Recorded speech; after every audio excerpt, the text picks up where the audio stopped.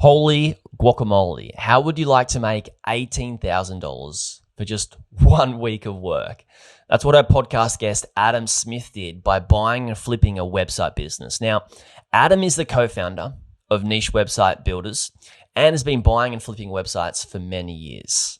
Hi guys, my name's Jaryd Krause, host of the Buying Online Businesses podcast. And in this episode, Adam and I talk about what to do as a first-time website investor so you're not fumbling around, how to handle your first website purchase and what mistakes you could make and how to avoid them. We also talk about how to submit a lower offer than the market is offering and still win the deal and pay less for a website business than what others would pay. And it's called being an attractive buyer, and we talk about how to be one of those. We also talk about how to grow a content site with a few weeks of work and flip it for an $18,000 profit. Then we go into talk about long-term investing versus short-term investing and how to become a better investor and set yourself up for the chance to win in this type of investment class of buying website businesses. Guys, this is such an incredible episode. You're going to love it. If you're looking at buying a website business and wanting to flip it and then make a profit, make sure you listen to this episode again and again and again, and maybe even again, because this is so many little golden nuggets within this podcast episode. Like I said, you're going to love it. Today's episode is brought to us by Niche Website Builders, which is a company a few of my clients are using and have used for content creation and link building services. They do everything from start to finish. So from keyword research all the way to uploading your completed article for you. We've also had Bob members buy ready-made affiliate sites built by Niche Website Builders. So if you're looking to outrank your competitors' content and build better backlinks, Niche Website Builders and I have a special deal for you. Head to nichewebsite.builders/Bob. I'll put a link in the show notes for you. But again, that's www.nichewebsite.builders/Bob. Do you want to start investing in websites but don't want to drop $20,000 or more on your first investment? Check out Odys, where you can buy premium age domains to build a website on and add Odys done for you affiliate site package to help you grow your website and get seen. Instead of buying a crummy website that's been built to sell with no authority, buy a premium domain with built-in authority, great SEO, and fresh quality content for your website. Head to odys.link/Bob podcast to check out their great deals. That's odys.link/BOB podcast. Link will be in the description too.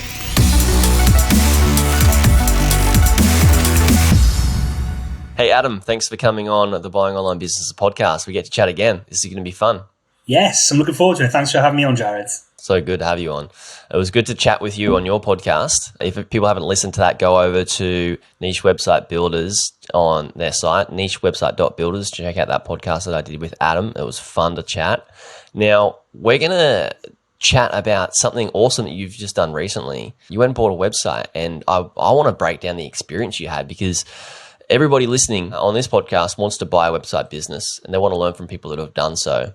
And all the little nuances that happened and your experience and then what you did once you purchased it, because that can be something that people can have a lot of fear around. Like, okay, I can buy a website, I can learn from Jaryd how to do it. What do I do when I buy it? And even though I've got courses and all that sort of stuff around how to grow your business once you purchased it, it's great to hear from somebody that's bought a content site and has implemented some things that have worked now, so people can do that as well and know and have confidence in those things. So first of all, congratulations on buying a website. How was it?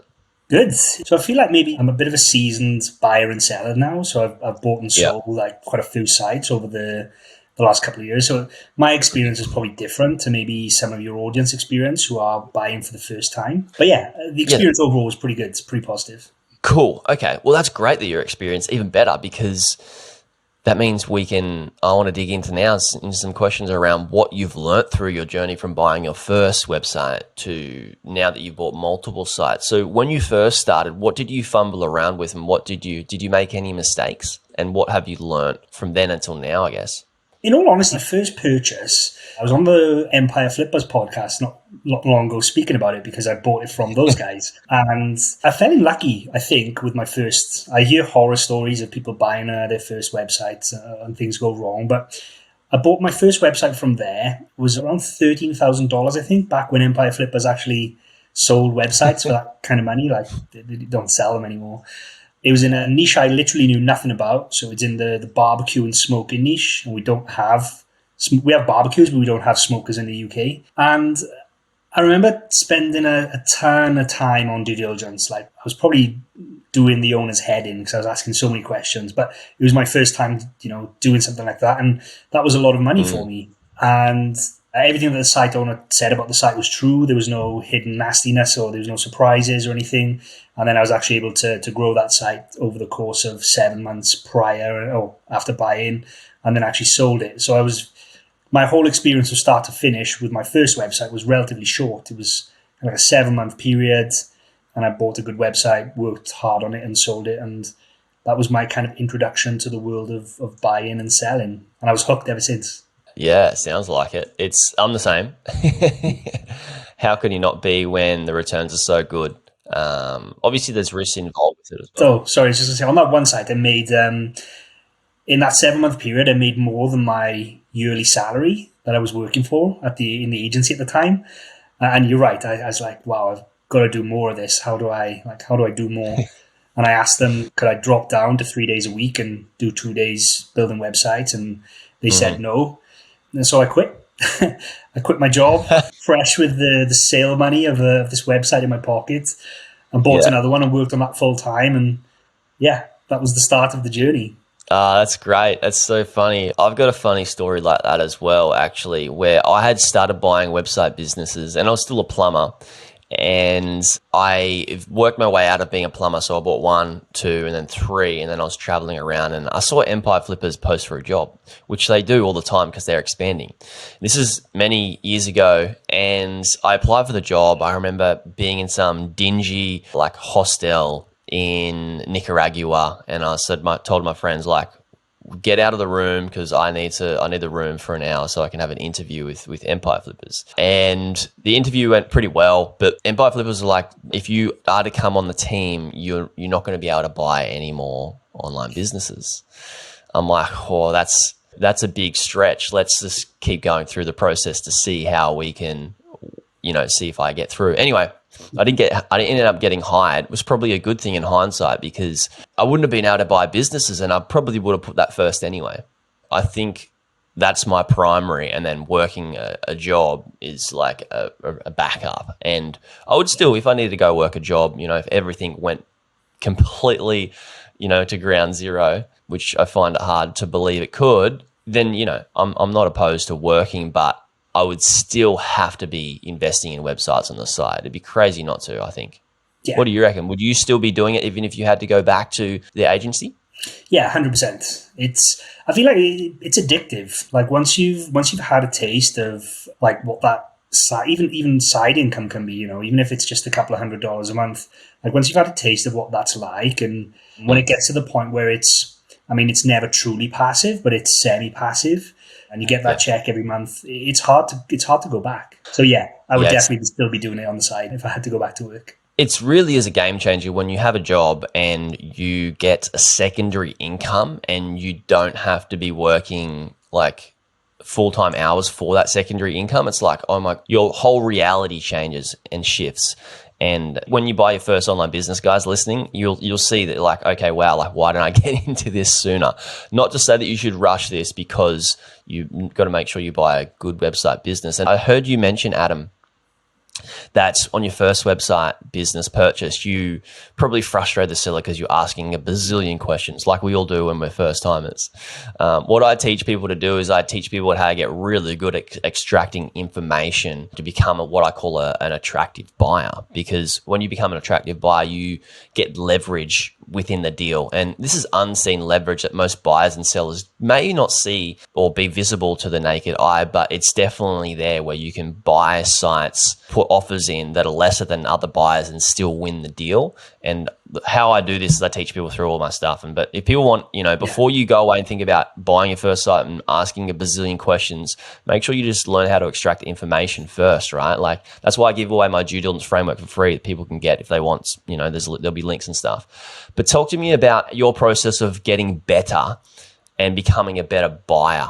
and becoming more of an attractive buyer. What did you learn through your process of buying your first site to now that helped you to become more confident? Yeah, so I think a lot of it is to do with practice. Due diligence gets easier with practice. I've also got the added benefit of running our agency now, where we get to see lots of client websites too. So very quickly I'm able to, compared to back then, I'm very quickly able to kind of just do a quick sniff test to see if the site is worth checking out further. To become an attractive buyer, though, I try to put myself in the shoes of the seller, and usually what motivates sellers, it usually comes down to a couple of things, but realistically, it's usually down to price, like how much do they want to extract, and then it can be other secondary things such as speed or making their life easier. So when I buy a website these days, I make sure that I can close very quickly. My due diligence process is a lot shorter.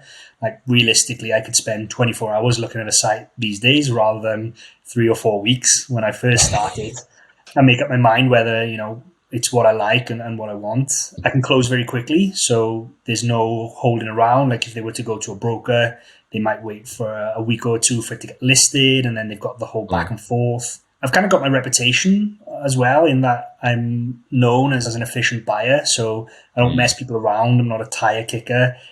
There's nothing worse. I've sold sites myself in like the Facebook groups and put it up for sale, and then you have 10 people messaging, all asking for analytics access and search console access, and you give them all, and then you hear nothing from them. Like, just ghost you. Yeah. It's so terrible to do that, because what you do is you just burn a bridge. And, the next time somebody says, can I get Google Analytics access, and you've seen that email before, you'd be like, this person I'm not going to trust to buy my site, right? And I think your reputation, you got to build that up, and it's the relationships that you build end up being far more valuable than any one site that you do buy. And I honestly believe that. Well, the site that we're going to talk about today was actually sold to one of my contacts, and the deal literally went through within a day or so. And, I shouldn't say this on here, but we didn't use escrow because we'd done deals in the past. I know it's probably a big no-no for you, but it's all to do with relationships. And then the other thing which I make it clear to sellers is that I'm a seasoned kind of buyer, so there'll be no technical issues. Like I'll handle all the migration. Like if there's any issues, I'll sort it out. They don't have to worry about anything from a technical perspective. It's just pressing little buttons like that, which, maybe someone's a bit nervous about how they do the transfer, or, they don't know how to do the migration or anything like that. And you just take those pain points away and you become an attractive buyer. Cool. That's great. So what else did you add to those pieces of content? So I added more images. Again, this is just to create more spaces on the page, so more ad spaces can be shown. And these were just stock images. I just grabbed them from Shutterstock. They weren't custom images or anything like that, just simple stock images. I added some call to actions to the info posts. This was to my weak effort of trying to increase affiliate revenue. Literally just added some call to action, some tables in there from AWP. Used AWP to pull in some tables. It didn't really have a massive impact because it wasn't aligned with the intent of the search anyway. Added a table of contents for jump links. So this one's becoming more and more important. I think used Lucky WP table of contents. It's good for user experience, and it's also good for Google is now actually creating jump links in the search results for links that are in your table of contents. One tip that I will give you, though, is to always make sure that the table of contents is closed by default rather than open. I've tested both closed and open. It doesn't have an impact from Google, but Mediavine actually mentioned keep it closed because you don't want someone to come onto the page and then click a table of contents 3/4 of the way down and just skip past a ton of adverts. Yeah, you decrease the time on page hugely. Yeah, that's it. Cool. Let's continue on with the list, I guess. I implemented some breadcrumbs, but there's definitely more. Implemented breadcrumb navigation. So this website was set up with a hard silo kind of structure where the categories were built into the URL. Typically, when we're making websites from scratch ourselves, we don't use that structure. It's a flat structure where it's not hard siloed. But because of this was hard siloed, and I felt it was important to add breadcrumb navigation to the site. And most themes have this built in. You literally have to go in and check the box and it'll add it to the top of the post. So I added that. And then the next things, the other things that I did here were more, so that was all the on-page optimizations that I did. And then the next parts are more technical. So I added a lot more internal links across those top 30 posts. I used Link Whisper to do this, which is Spencer's tool. Great. And so roughly how many links are you having per page here, roughly? I don't know the exact number of links, but typically, like as a rule of thumb, especially when I'm using Link Whisper, because I know it can be it can give you lots of exact match anchor text all the time to a single post, and you end up with one post with like 30 exact match anchor text. So I try and keep that as a rule of thumb of around between 3 to 5 exact match if possible. It's hard actually to keep a track with when you use Link Whisper of your anchor text. I remember back when I used to do it manually with a spreadsheet, it was a lot easier to keep a track of how many times you've used it, but it would also literally take days and days to put it through on a spreadsheet and actually map it out manually. So it's good and bad points. What are the other things that you did with sort of off page? So the next stuff that I did, I'm not 100% sure on how much of an impact it has, but I'll go through it anyway. So I added a physical address and telephone number to the About Us page. Now, I don't live in the States and I don't have an address there. So the way I tackle that is to take an address from a FedEx store that I know rents out PO boxes. And then I literally take the same number and change the last digit. So I added the address there. I also marked that up with organizational schema and added it to the About Us page, just so if you hand it to Google on a platter that this is the organization and it's marked up as structured data. And then I went out and bought 30 citation links with that new address and telephone number to the website. Okay. So you're kind of forcing Google to see that you've built some EAT there.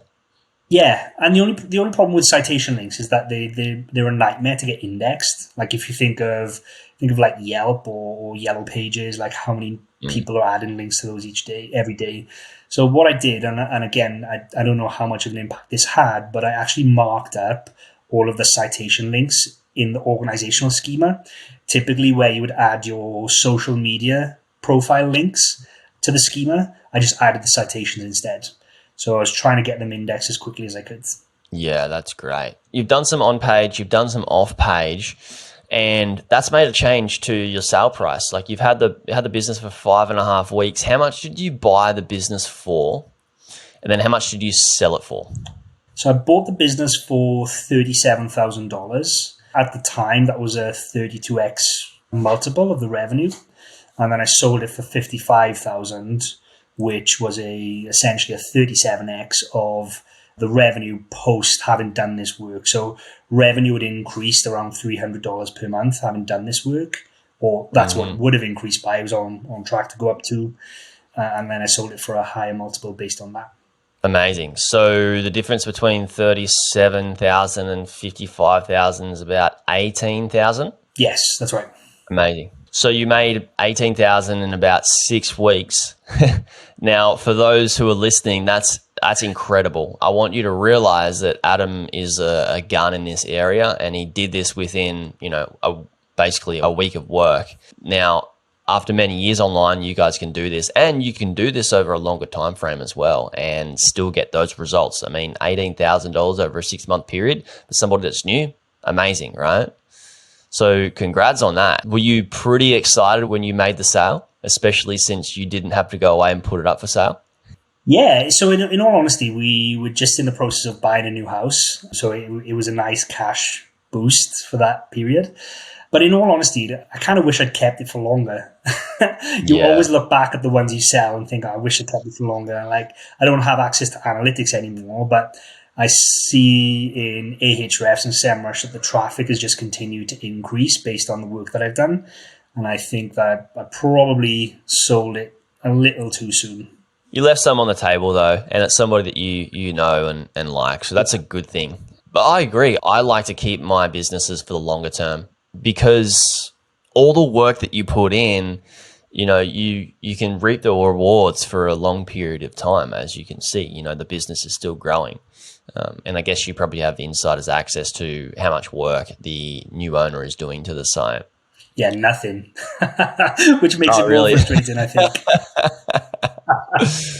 Oh man. Well, that's good. And there's more of these out there. So congrats on that. What would you say to somebody? Like, what advice would you give to somebody who is thinking of buying something to flip? So I think there's a lot more risk in buying websites to flip. I say risk is in that typically what I've my own experience of buying websites to flip is that you tend to, or you can lower your standards a little bit and think, well, I'm only going to hold this for 3 months, so Mm. I'll just be a quick in and out. So maybe you tend to overlook some of the downsides. Don't do that. That would be my one piece of advice: is to So what? approach this as if you were going to keep it for the long term.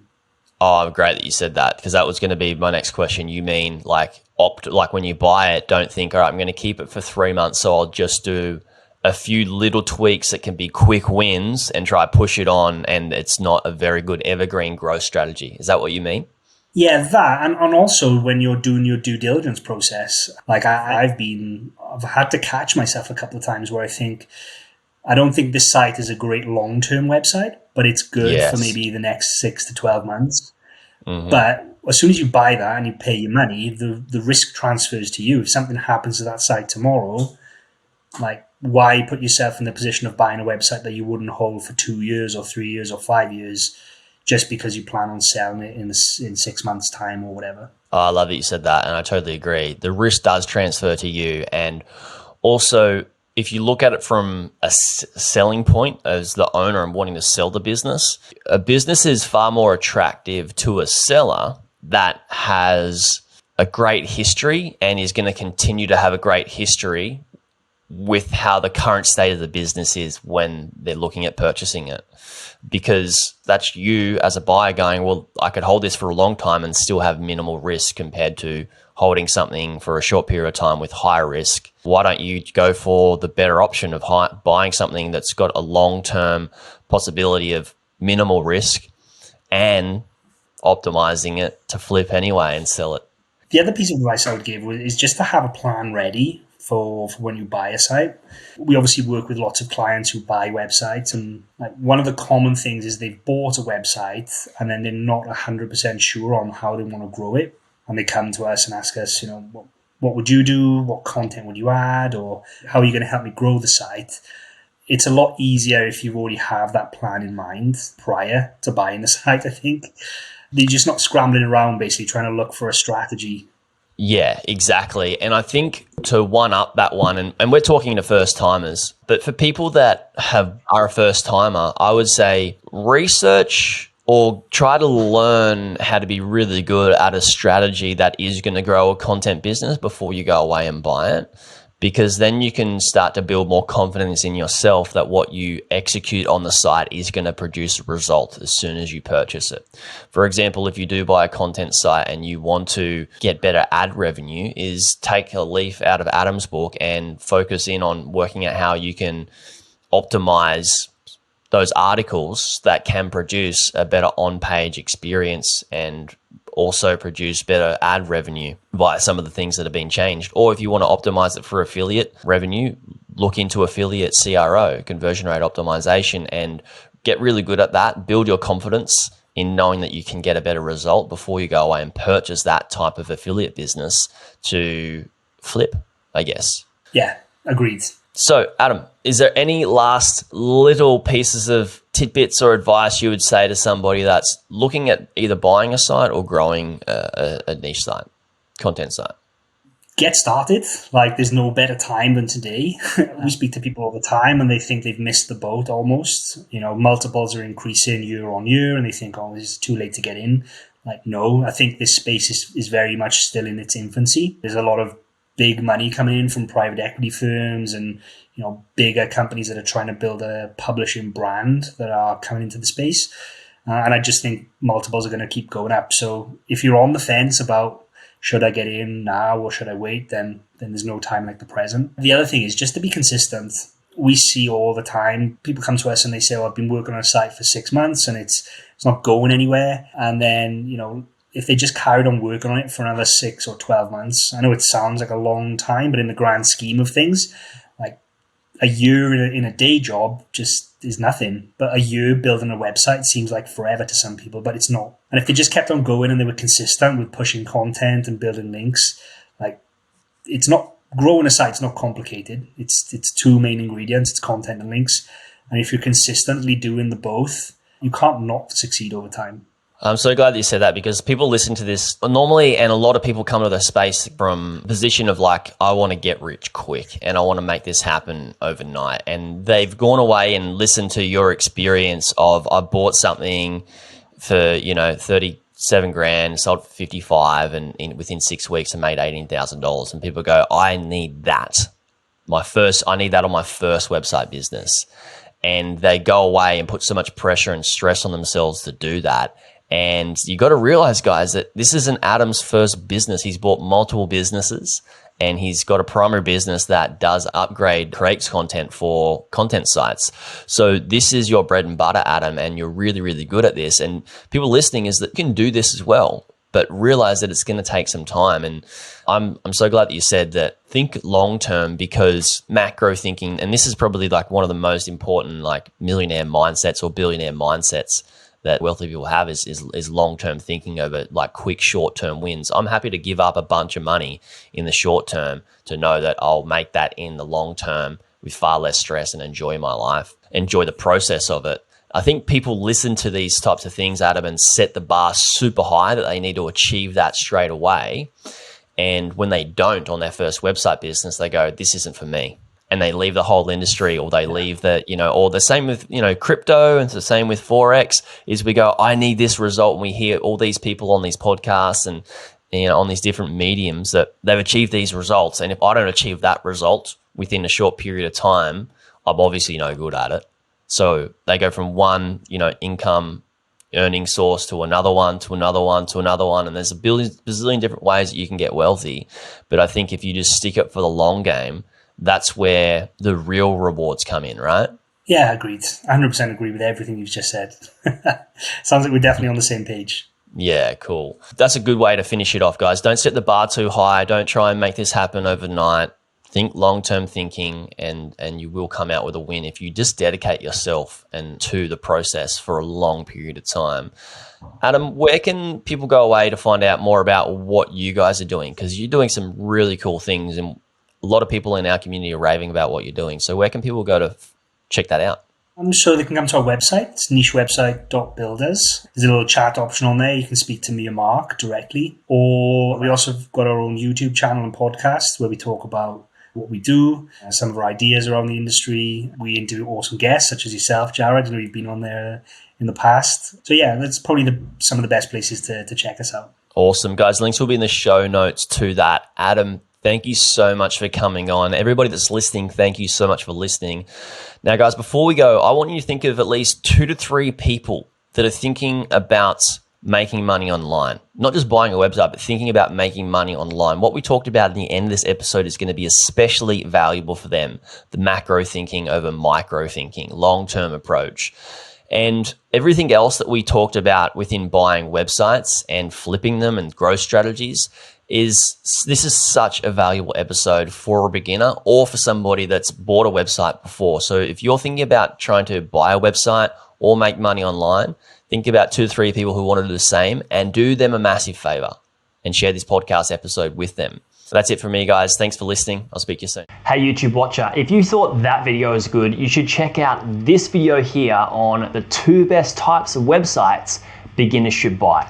Or check out my playlist on how I made my first 100K from buying websites and how to do due diligence. Check it out. It's an awesome playlist. You'll enjoy it.